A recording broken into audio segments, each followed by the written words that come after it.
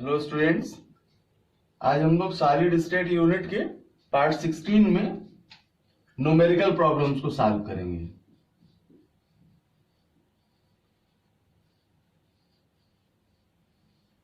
और unit cell and density, molecular weight आदि से रिलेटेड कुछ न्यूमेरिकल्स हैं जिनकी प्रैक्टिस करेंगे। चलिए स्टार्ट करें।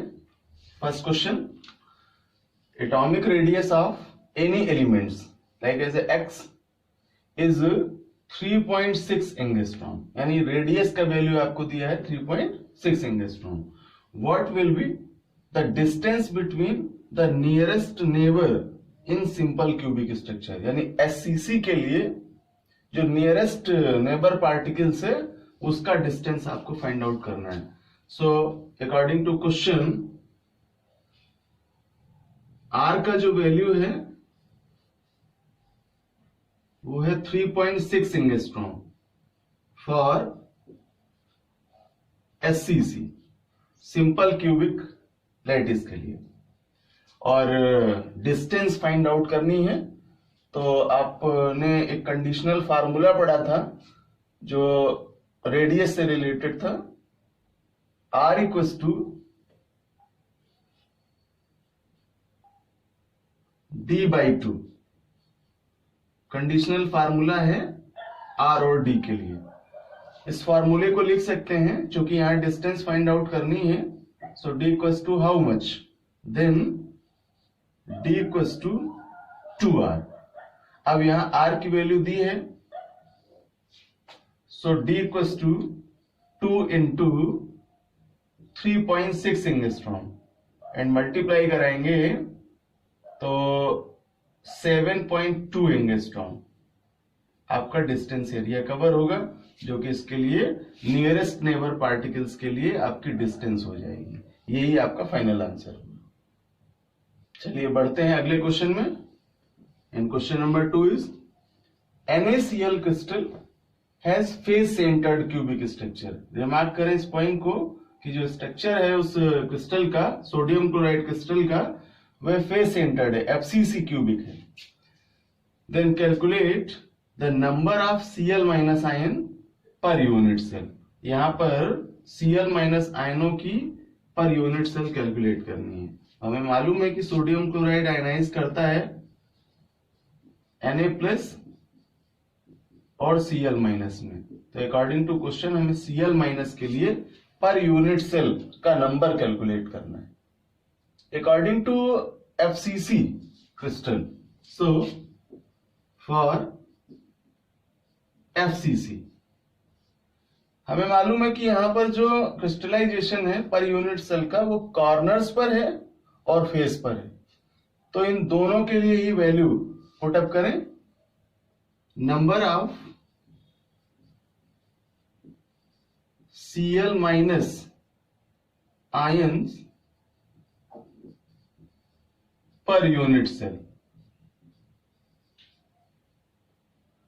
इक्वल्स टू, चूंकि जो कार्नर्स की अवेलेबिलिटी है वह 8 है, सो वैल्यू पुटअप करेंगे 8 into 1/8 at corners and 6 into 1/2 at faces.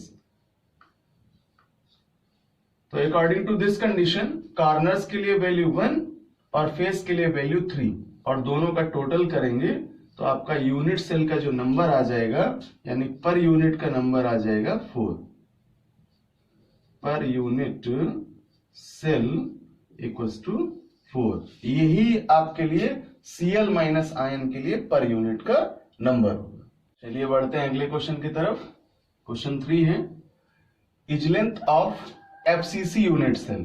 Remark करें कि यूनिट सेल एफसीसी है of ionic solids is 508 pm if radii of cation is 110 pm, then calculate the radii of anion. अब देखिए यहां पर जो unit cell है आपको वो एफसीसी दी है, और उस एफसीसी यूनिट सेल के लिए इज लेंथ का वैल्यू 508 pm है और हम लोग इज लेंथ को ए से लिखते हैं, तो इज लेंथ के अकॉर्डिंग कैटायन की रेडियस को रिमार्क करते हुए एनायन की रेडियस यहां कैलकुलेट करेंगे। तो सबसे पहले क्वेश्चन का given part, edge length of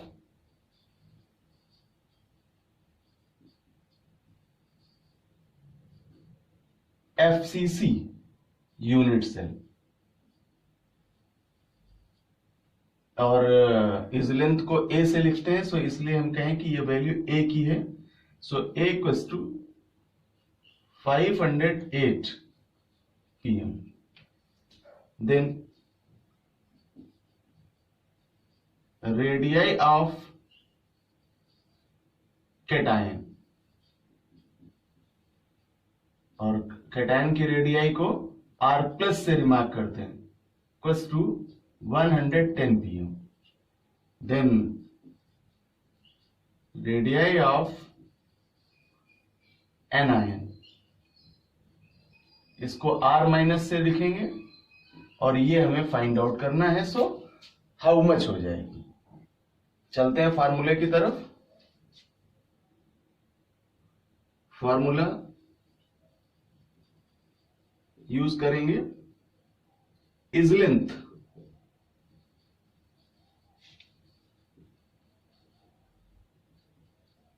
of FCC unit cell equals to 2 into R plus and R minus। According to this formula हम कंडीशन अप्लाई करें और वैल्यू सेटअप करें। चूंकि इज लेंथ को ए से रिमार्क करते हैं, देन इसी फॉर्मूले को लिखेंगे a/2 equals to R plus and R minus. So हम इसे इस प्रकार भी लिख लें, R plus for cation, R minus for anion. A का वैल्यू क्वेश्चन में गिवन है 508, और अपॉन कर दें इसे 2 और डिवाइड करेंगे। सो 2 2 जा 4, 2 5 जा 10 एंड 2 4 जा 8, 254 pm। तो ये यहां से एक वैल्यू मिली आपको। अब अकॉर्डिंग टू क्वेश्चन चलें तो आपको कैटायन की वैल्यू दी है और इसकी हेल्प से हम यहाँ एनायन का रेडियस यानी R माइनस का रेडियस फाइंड आउट कर सकते हैं। सो कंडीशनल इक्वेशन बनेगी, R प्लस का वैल्यू दिया है आपको 110 plus R minus find out करना ही है, और अभी हमने कैलकुलेशन से वैल्यू फाइंड आउट की 254 pm। Then R minus equals to 254 minus 110, और जो माइनस करेंगे तो ये वैल्यू जो आएगी वो आपकी R माइनस की होगी। देन एनायन का फाइनल आंसर आपका रेडियस का मिलेगा 144 pm। ये R माइनस यानी इस क्वेश्चन के लिए एनायन का रेडियस वैल्यू होगा। Now next question, silver crystallize as CCP lattice. Remark करें कि लैटिस की कैटेगरी CCP है। X ray analysis shows that edge length of unit cell, यानी एक्सरे से ज्ञात किया गया कि जो पर यूनिट इज लेंथ है उसका वैल्यू है 408.6 pm। Then calculate the density of silver. Silver का घनत्व ज्ञात करना है यहां, और सिल्वर का आपको वैल्यू दिया है, जेड वैल्यू दिया है 108। चलिए सबसे पहले जो गिवन वैल्यूज हैं उनको नोट करें। अकॉर्डिंग टू क्वेश्चन गिवन है आपका इज लेंथ यहां, सो इज लेंथ को लिखते हो ए से, ए इक्वल्स टू 408.6 pm, और सिल्वर का मॉलिक्यूलर वेट यानी m का वैल्यू दिया है 108 और फॉर सीसीपी लैटिस ध्यान दीजिए कि कंडीशन अप्लाइड है लैटिस के लिए फॉर सीसीपी लैटिस जो जेड वैल्यू है वह 4 होती है सीसीपी लैटिस के लिए और एवोगैड्रो नंबर यानी नंबर ऑफ एटम को रिमार्क करें तो एवोगैड्रो नंबर की वैल्यू यहां रखेंगे then 6.023 into 10 to the power 23 और ये वैल्यू आपके लिए हो जाएगी Na की। अब यहां से हमें क्या करना है, डेंसिटी कैलकुलेट करना है। So D equals to how much. तो जब रेडियस का केस किया था हम लोगों ने वहां डेंसिटी का फार्मूला बताया था, उसी फार्मूले का यूज करेंगे और डेंसिटी ज्ञात करेंगे। देन फार्मूला होगा D equals to Z into M यानी सीसीपी लैटिस के लिए Z का वैल्यू और मॉलिक्यूलर वेट का multiply upon number of atom Na into value of edge length A cube for cubic lattice. ये फार्मूला लर्न कर लीजिए, मोस्ट इंपॉर्टेंट फार्मूला है डेंसिटी कैलकुलेट करने के लिए। देन यहां पर अकॉर्डिंग टू क्वेश्चन हम वैल्यू पुटअप करेंगे और कैलकुलेशन से डेंसिटी ज्ञात करेंगे। चलिए वैल्यू पुटअप करें। Z का वैल्यू है 4 D के लिए, so 4 into molecular weight M 108 upon Na का value 6.023 into 10 to the power 23 और मल्टीप्लाई कराएंगे इसमें A का वैल्यू, इज लेंथ का वैल्यू। इसके संदर्भ में इसे भी पावर में अगर लिखें तो 408.6 इंटू 10 टू द पावर -3 और इसका कर देंगे क्यूब। और यहां से अब हम इसको D को जब कैलकुलेट करेंगे तो आंसर मिलेगा 10.52 ग्राम पर सेंटीमीटर क्यूब। ये इस लैटिस के लिए सीसीपी लैटिस के लिए सिल्वर की डेंसिटी हो जाएगी, क्योंकि जो लैटिस फॉर्मेशन है वो सिल्वर का क्रिस्टल है। देन डी का वैल्यू मिल जाएगा 10.52 ग्राम पर क्यूबिक सेंटीमीटर। चलिए बढ़ते हैं अगले क्वेश्चन की ओर। क्वेश्चन से to you, a cubic solid is made of 2 elements P and Q, यानी जो क्यूबिक सॉलिड है वो 2 एलिमेंट से मिलकर के बना है P और Q से।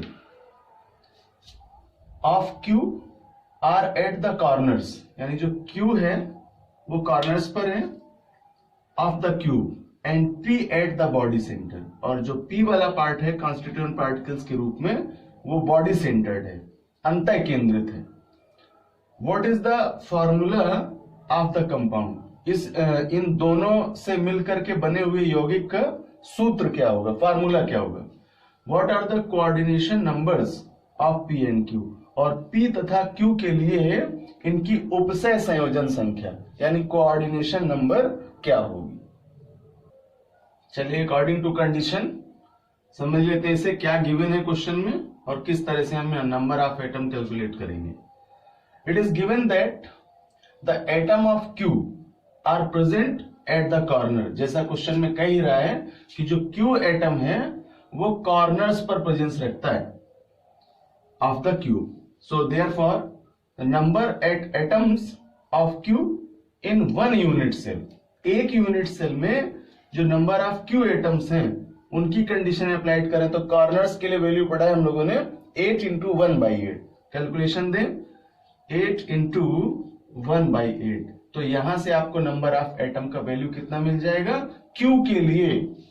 ध्यान दीजिए कि यहां पर Q के लिए जो नंबर ऑफ एटम का वैल्यू है पर यूनिट वह 1 होगा।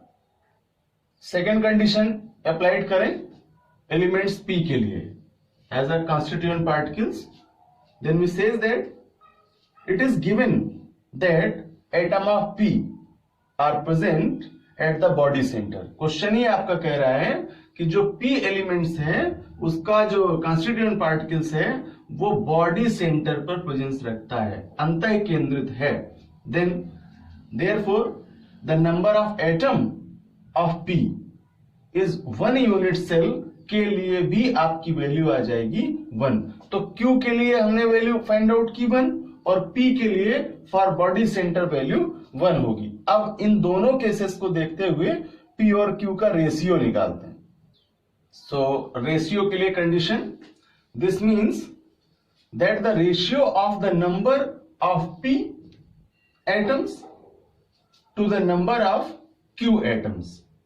रेशियो के लिए रिमार्क करें, so P ratio Q equals to the number of atoms for P equals to 1 and the number of atoms for Q equals to also 1.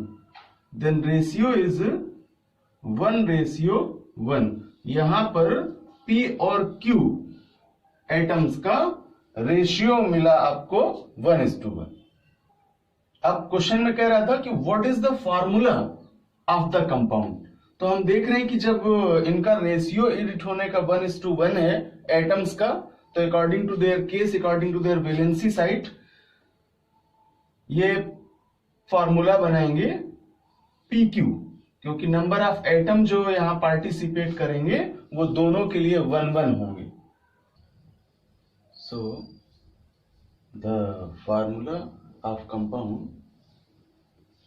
equals to PQ and the coordination number of both P and Q equals to 8.